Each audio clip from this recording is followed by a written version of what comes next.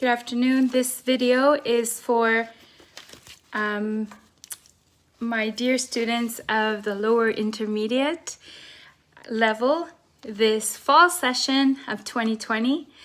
And I just thank you so much for your patience.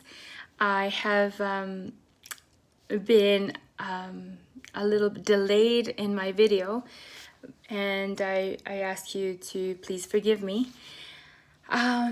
I have now a different approach again to the past tense as I adjust and make the necessary changes.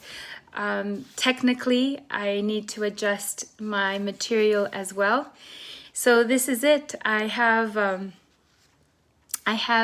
different cue cards, and that way I can show them to you as you listen to my voice. So here's the first one. We're talking about el pretérito del indicativo, which in English, the equivalent is the simple past tense. And so here's the definition. The preterite is a form of the verb that is used to talk about actions that were completed in the past in Spanish. In Spanish, the preterite is the most common tense for talking about the past. Okay, so there you go. That's the definition. If you want to write it down, I'll hold it up for a moment.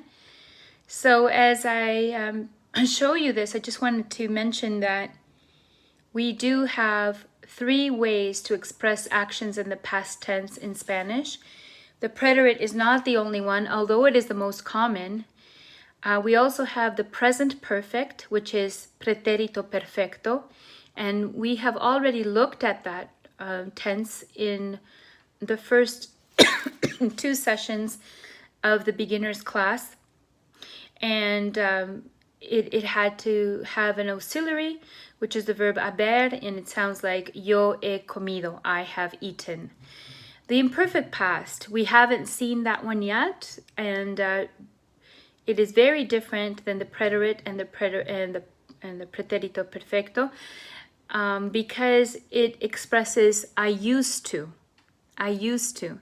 So when you speak in that way, there is no clear timeline. It is somewhere in an ambiguous past.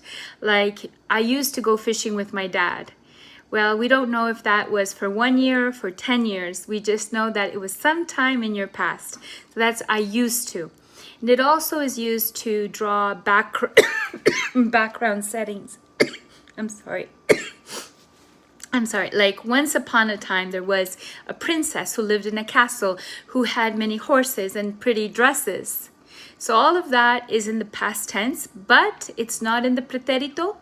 It's not in the pretérito perfecto. It's in there used to be, once upon a time. And so it draws a setting for the action line to start. So the princess was pretty, had many beautiful dresses, but then one day, so see, now there is a concrete action in a specific time. This is going to be pretérito. The pretérito advances the story. So it says one day her Prince Charming arrived. So it's a completed action in a specific time. And that's what the pretérito is. Okay?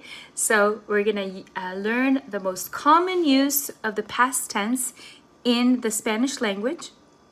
And it is going to be that you will find the tenses or the verbs that are mostly used have the most irregularities. So I want to say that you're going to need grace for the pretérito, because yes, I'm going to teach you today. We're going to be learning, at the beginning, the regular verbs. The regular verbs are easy to get. There's a concrete, specific way of conjugating, but then pretérito is, as it is the most common past tense that we have, it is the one that has the most irregularities. It has a lot of verbs that are irregular. That it means it doesn't follow the rule. You can't study how it's formed because it changes and it changes and it changes. So you have to give yourself grace for the pretérito. I would say the pretérito is the hardest verb tense to learn in the Spanish language, and everything after that is downhill. So yeah, I pray that you'd be able to learn this tense easily as we go video by video. I'm going to stop this video now, and I'm going to make another one with something different. Another aspect we're going to go into when to use the pretérito in more depth. See you in the next video. Thank you.